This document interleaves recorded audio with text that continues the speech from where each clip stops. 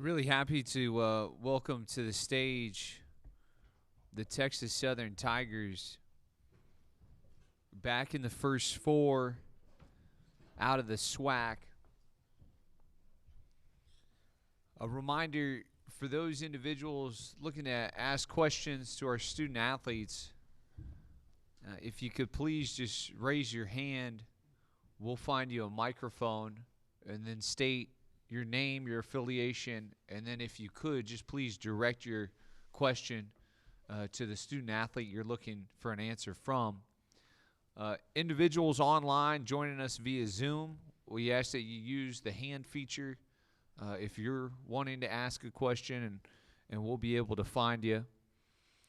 Joining me, Devon Barnes, sitting closest to me, and John Walker III, Jordan Carl Nicholas, and then on the end, PJ Henry. Gentlemen, congratulations. Questions for our student athletes looking out at the audience.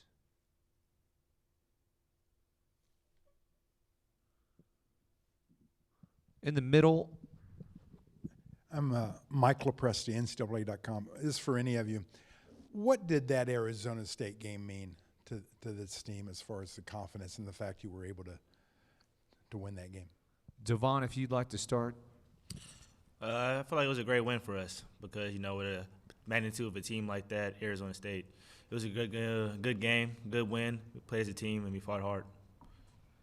John, that question in playing Arizona State. I think it was big just based off how our standards are set at Texas Southern. We kind of pride ourselves on going out there to non-conference and not just competing, but actually winning games. So getting games like that is just early confidence boosters for us, and it just set the tone for the whole rest of the year. Jordan? I feel like it was big because it was able to show the world that, we can compete on that level and on that stage.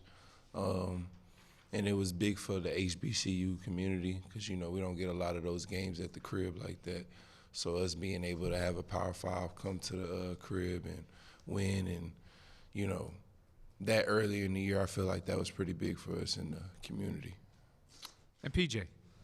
Oh, yeah, Arizona State, that was a good win for us. They're a great team. They're big, physical, fast, and that gave us confidence for that win right there, and it was a great game. So it was a confidence booster for sure. We have a couple of questions here online via Zoom. We'll start with Jerry, your question.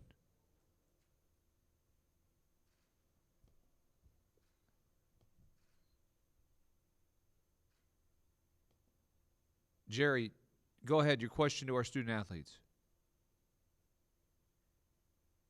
Maybe not. We'll try Mark. Mark, are you there? And your question for our student athletes. I'm here. Can you hear me? Yes. Okay, great. I need you, when I get done, if you could identify each guy for me again, I'd appreciate it. For all four of you, what does it mean to be representing Texas Southern on the national stage like this, on national television in the NCAA tournament, for each of you? PJ, we'll start with you. It means a lot to represent Texas Southern. I'm from Houston. So it means a lot, and I've been planning on coming to Texas Southern since I was in high school. So it's very important for me to represent Texas Southern the right way. And Jordan, also from Houston, born and raised. It's a big deal to me because I take pride in playing for my city and my community, and just having TSU on my back is huge. I've been at other universities and I never got the love and support that I got from other universities like I got from TSU. So I take pride in playing for TSU. And John? Representing TSU on such a big stage means the world to me, just coming from such a historic university like Texas Southern. So to be able to stay on par with the legacy that they left in all aspects of the university, to carry it over to the athletic world and the basketball court, I think it just speaks volumes to what's going on in Houston. And Devon? I feel like playing for Texas Southern is just a great experience because of the magnitude of the team type it is and the history behind the team. And then the things that they've done in the past, you know, back-to-back championships and then us winning the championship this year, it just feels like a great sense of pride in ourselves. Other questions for our student athletes? Yeah, we'll go on the aisle there in the middle. Not every team could start out struggling on the record-wise like you guys were and then put it all together and end up here. What was it about this team that you guys were able to, go through a rugged start but then turn it around? Devon? I feel like just with all the things we've been through this year, injuries, illness, and setbacks. But then, once we all got 100% locked in and playing together, we just, everything just started clicking for us in the games, playing together, hard working, and just coming as one, like I said, and then ultimately getting the dubs and just locking as a team to win a championship. I think leaning And on John? people, just the fact our core group has just been here so many other times, you know what I'm saying? Like I said, it's our third time coming, so I think we was able to lean on that a lot more this year with the injuries that we did have. I feel like we had a certain, a rhythm to ourselves. Like we knew what we wanted to do, our goals, no matter what happened. We knew at the end of the year, if we got the right guys and all our boys with us, we gonna do what we supposed to do. I definitely feel like injuries played a role in that, but every team goes through that, and once we got past that, it was all about just meshing together and getting confidence and togetherness, right? But we always had the talent. We was just battling through some stuff at the wrong time, but everything got back right, and we was able to win at the right time. So I think that was key. And PJ? Yeah, like all these guys said, we had injuries and other things that held us back, and we always had the confidence, though. We went to the tournament as an AC, but we know we're not an AC. In our eyes, we're the best team in the conference. So We'll jump back on Zoom. Kyle, your question for our student athletes. Hey, congratulations, gentlemen, for representing HBCUs as well as Texas Southern. What are some of the keys that you see in preparation for Fairleigh Dickinson going into the matchup tomorrow? PJ?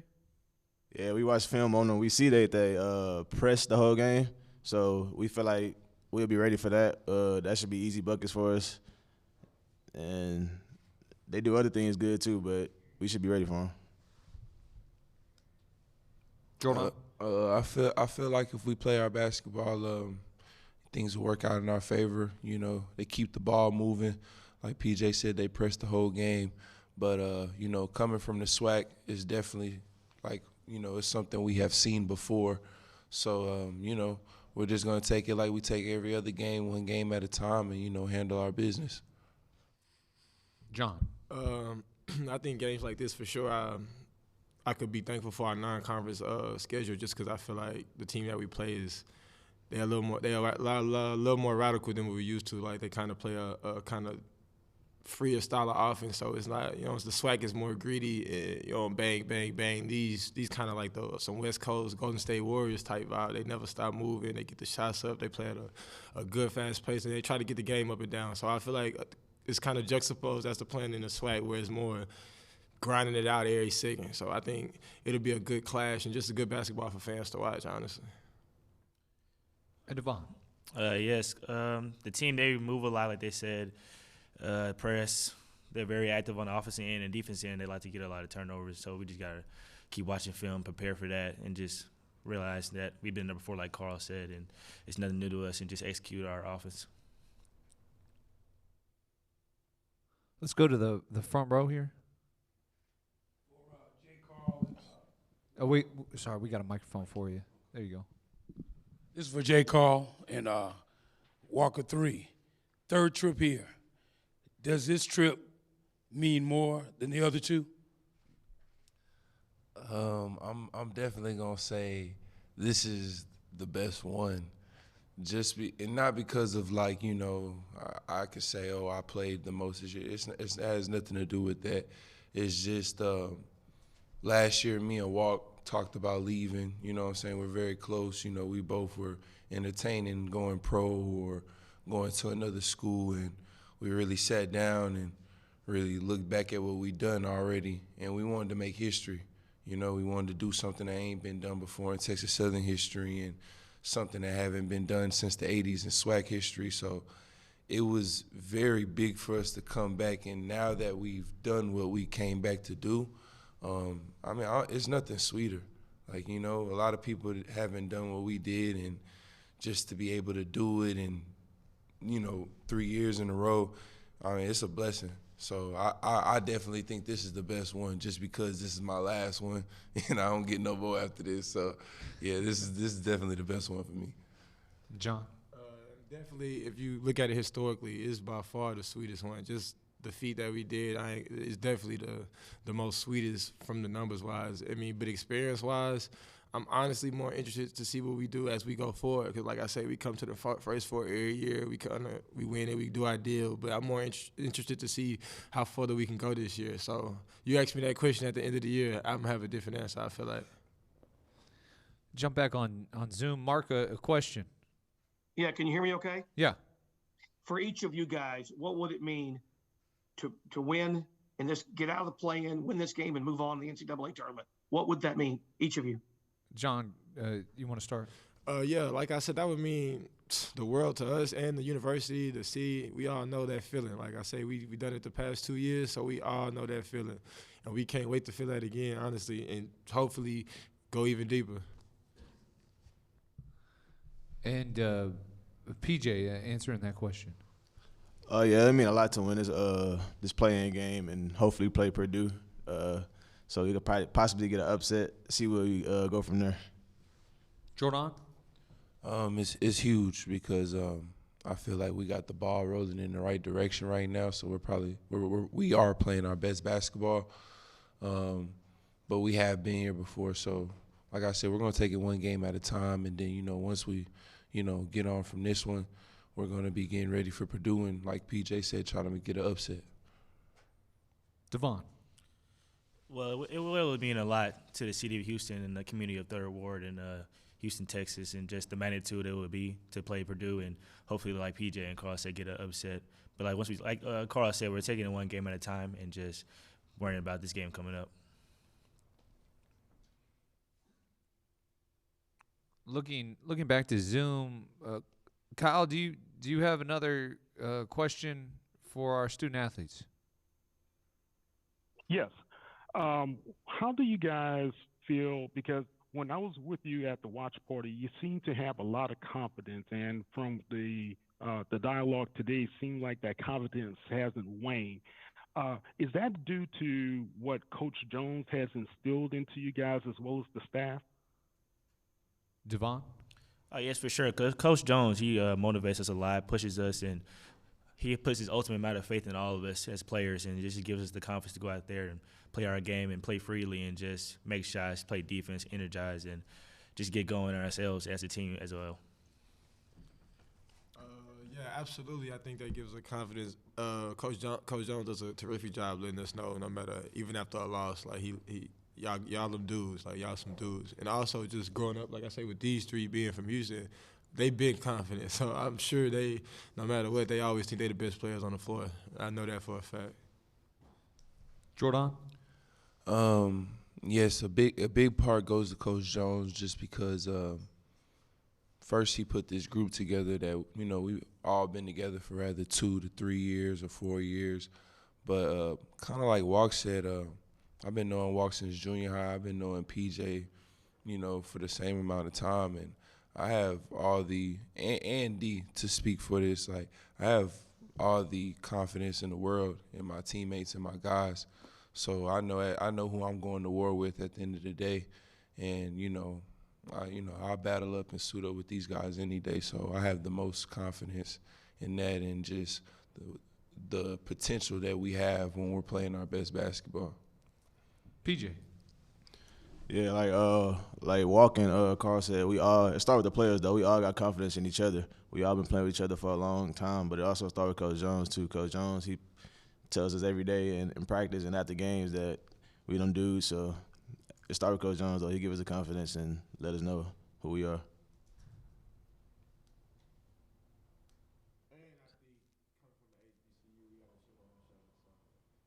I kind of don't be liking sometimes I like it, but I don't when they kind of make a distinction between HBCUs or whatever, because I feel like as you see when Arizona State comes to the crib or we kind of level it out a little bit, I think we could fare way better than sometimes we showcase if we had a bigger sample size. Any more questions in the audience? We do have another question here via Zoom. Mark, go ahead. Yeah. For each of you, what would it mean to get the win and watch your coach dance in the locker room again? You want to take a stab at that, John? That's what I'm playing for, honestly. I've been thinking about that since the last game of last year. I can't wait to see that little jig he come up in the locker room with. I can't wait for it, I promise. Tavon, coach's dance moves. Yeah, Coach Jones got some special dance moves. Like, he really can dance like not a lot of people know. But, yeah, just seeing it after the game, I just know it's going to crack me up and get the team motivated for the next game and just make us celebrate in the win and just feel good. PJ, a moment to see your coach move. Oh, man, it's a great moment to see Coach doing the dance move, especially when he got some cold water on him, make it do it a little more with a little more added to it. But it's funny seeing Coach doing his dance moves. Jordan. I love it because, 9 times out of 10, I'm right there dancing with him.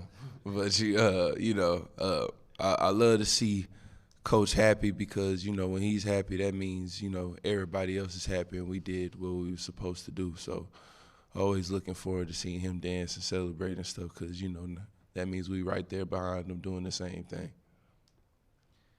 As a person that calls Dayton home, we're happy that you guys are dancing here. Again, congratulations. We look forward to watching you tomorrow night. Thank you. Good luck, guys.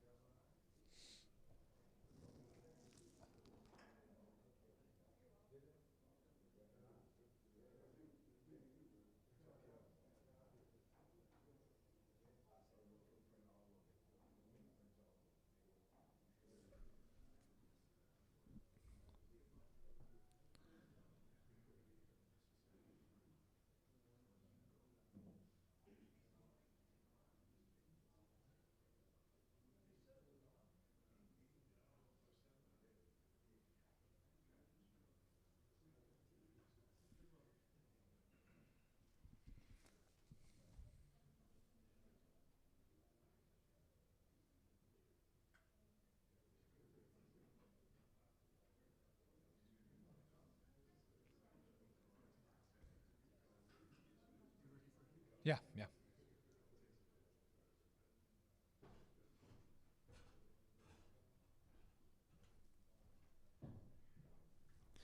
At this time, we're excited to welcome the head coach at Texas Southern, Johnny Jones, as his group back in the First Four and winners of the SWAC tournament.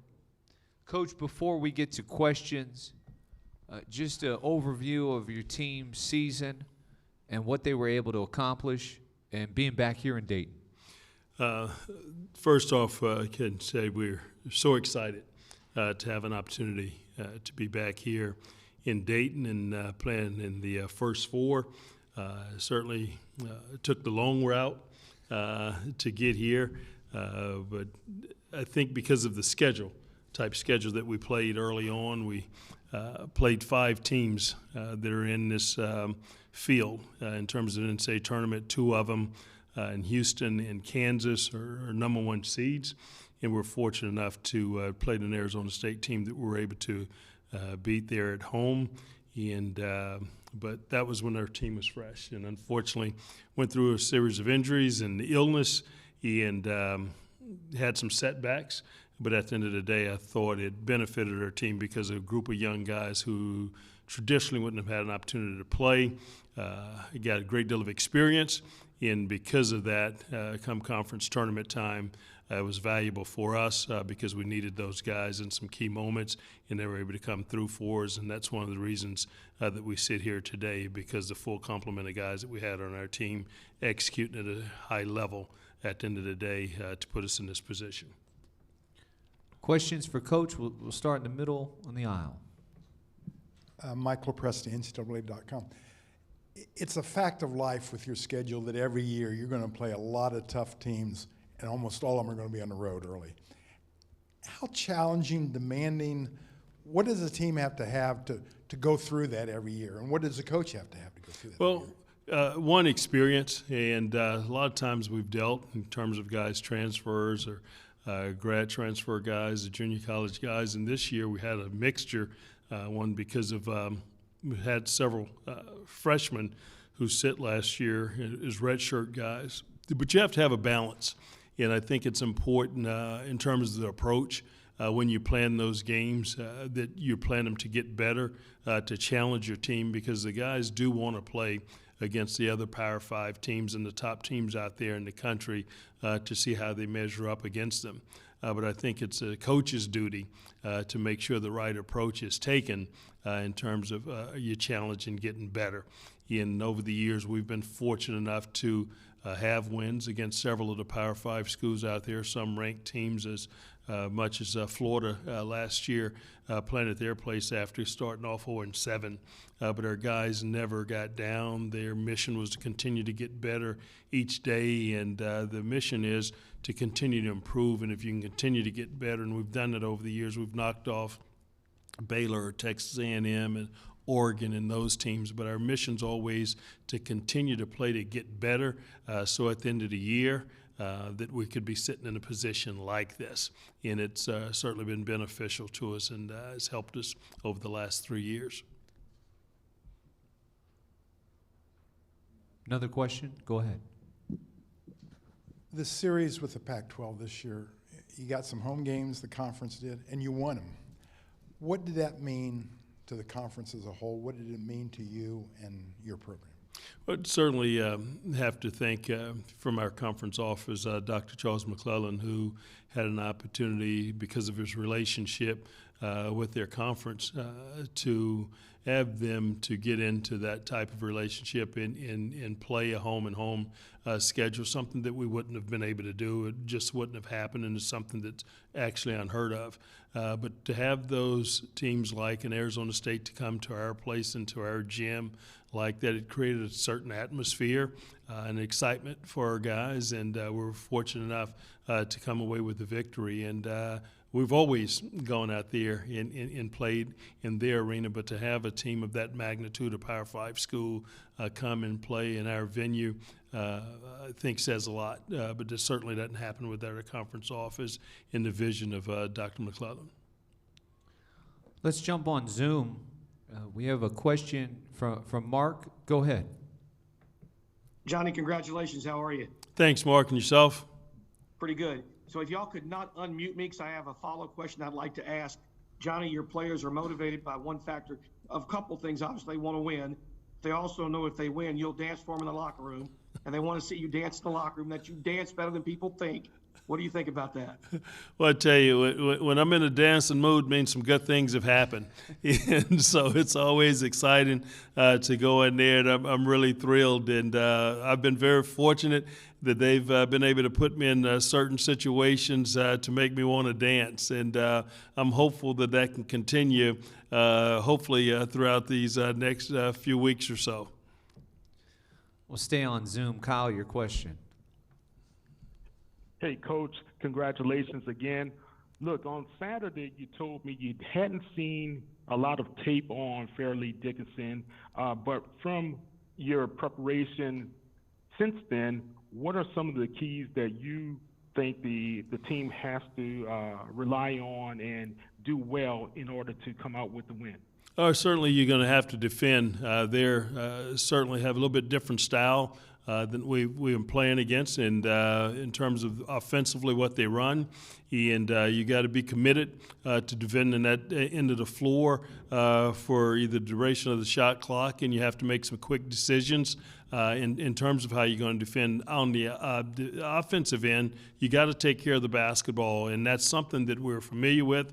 They will extend their defense after made baskets. They are trapped, full court pressure. They try to turn you over to create some easy scoring opportunities, and we have to do a great job of taking care of the basketball, so they don't turn us over and get easy scoring opportunities. And at the same time, they're a good shooting team in terms of three-point shooting and getting to the basket and spreading you out, and they will try and offensive rebound the basketball as well. So we're going to have to make sure several things. One, hopefully they're one and done in terms of their shots and blocking them out, defending the paint, and making sure we're not giving up easy scoring opportunities, and we certainly have to protect the basketball because live ball turnovers against these guys will lead to some easy scoring opportunities for them. Coach, do you feel like your experience in this game, more importantly the venue, will be pivotal tomorrow night? Well, I have 8 guys on this team that have had an opportunity to be in this position a year ago, and 3 of the guys have had an opportunity to win conference championships and play in the NCAA tournament. So that's valuable experience, I think, for us. Being here last year, I think, has been a great deal because it's not something new to these guys. It's something that they've had and share an experience with. But at the same time, it's always a big moment and an exciting time. The good thing is we don't think the moment will be too big for us. What do you think is the best trait of this basketball team? I just think the cohesiveness. I thought that they had an opportunity because of how things was going throughout the year, regardless of the injuries and illnesses or whatever.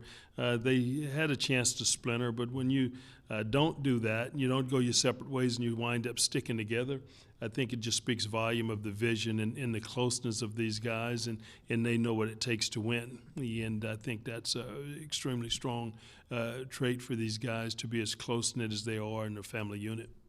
In the middle on the aisle. Along that line, what do you say to a 4-14 team to make sure that some of that stuff doesn't happen and they stay confident and they stay on their mission? I think it's not just one thing. I think it's pretty much what our program is about in staying focused and when you know that when you get into conference play, when you know that you're a one-bid league, at the end of the day, if you can get yourself in a situation where even just this year we were the last team to qualify out of a 12-team league. You had 8 teams there, and we were number 8. But we knew if we could get in and we play a certain way and the right way for 3 days, that something special could happen to us. So our guys never lost sight of that because we were preseason number 1. And some things happen along the way that were out of control, but the things that we could control is we control the controllables, how we're going to approach each practice, how we approach each games, and how we respond to each one of those. And I thought our guys did that in a positive way. Mark, another question online via Zoom. Johnny, a 2-part question. What does it mean to represent Texas Southern on this stage? And what would it mean, because your players did talk about hoping to get a shot at Purdue, what would it mean to see your club get a shot at Purdue as well? Well, it's always great having an opportunity to represent Texas Southern University and our students and our fan base and administration there in the great city of Houston. We certainly have a lot of guys on our team and in our program that grew up there, and so we always want to make sure we're putting our best foot forward. We have a big task in front of us tomorrow night. Fairleigh Dickinson's a very fine basketball team. They've earned their right to be here, and we've got to make sure that we take the proper approach, and that's our mission. But I think Fairleigh Dickinson, just like us, our mission is to try to get to our next opponent, and that's Purdue. And I've been very fortunate to become not necessarily a fan, but really enjoyed watching them play this year because of their style of play and watching the big fella. He's been a joy to watch, and some of the strong centers that I've seen in the past that have gone on to do extremely well in the NBA. I've just become really a fan of his, just kind of watching him play in a sense. So it'd be a privilege, obviously, to get to that point, to have an opportunity to play against those guys. And just like Fairleigh Dickinson, we're hopeful that we have an opportunity to do that on Friday. Staying on Zoom, Kyle, go ahead. Coach, what would another win for you guys, especially in the First Four, do for HBCU basketball? Well, anytime that you can get at this level and on this type of a platform and have an opportunity to compete at the highest level in this venue, in a tournament like this, it's the greatest show, I think, on earth when you start talking about March Madness. And obviously to survive and advance is always the key. And have an opportunity to do that, I think one would speak volumes really about our league. We have a tremendous league. The SWAC is outstanding. You had two teams that was there tied for first in terms of Grambling and Alcorn, who had exceptional years, and the year before you just have teams that are playing so well. And we're so happy to be on this stage to represent them and to be out there fighting for our conference and everything else. A win, I think, again, would be huge for us. Other questions for Coach? First row. How do you balance that opportunity to win a game in a place like this versus getting right into the 64, at least some years? Maybe I'm not sure how do you view that? Well, we just look at it as an opportunity for our next game, our next opportunity. We look at the history and know that teams, say for instance, VCU several years ago had to go along the same path and wind up making it to the Final Four. So our vision is just like everyone else. You know, you survive and advance and get to the next step, and that's our goal. We have to obviously take care of our business tomorrow. We are in the NCAA tournament. Nobody can put us out. Nobody had to vote us in. We had to play our way in. We didn't have to sit there and wait on the committee. And so we had to do it the old-fashioned way. And to get to the next level, we have to do it the old-fashioned way, and that's winning. And so none of that has changed, and so our mission remains the same. What's the biggest challenge in facing FDU tomorrow night in your concern and preparation? Well, it's not necessarily being overly concerned. It's that you just want to be at your best in this situation, and you have to be at your best at this level and at this time. For 40 minutes or however long it takes, you can't take plays off. You know, we certainly have a motto: every second, every play. And that's where you have to be at to win.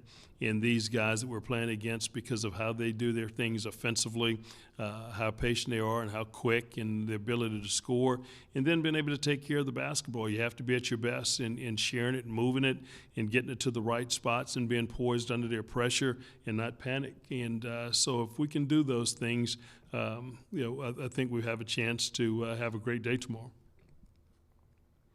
Any other questions for Coach? Coach Jones, thank you so much for your time. I look forward to watching your team again tomorrow night. Thank you. Thanks so much for you guys' time, and go Tigers.